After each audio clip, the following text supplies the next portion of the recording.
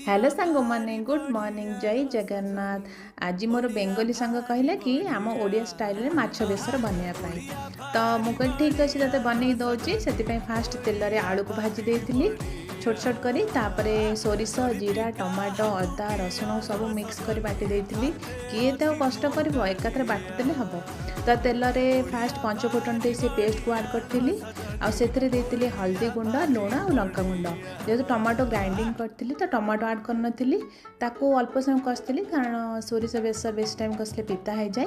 तापर देती आलू को दे सारी कि समय कषि सारापर से पानी ऐड करी सी फुटी सारापर माछ ऐड करी आपर लास्ट को देती धनिया पत्र। देखु रेडी होता मोर माछ झोल बा माछ बेसर ओडिया स्टाइल रे। आ मो सांग आसले ताकू देती से कहले कि हाँ बहुत बढ़िया है। रहुची जय जगन्नाथ।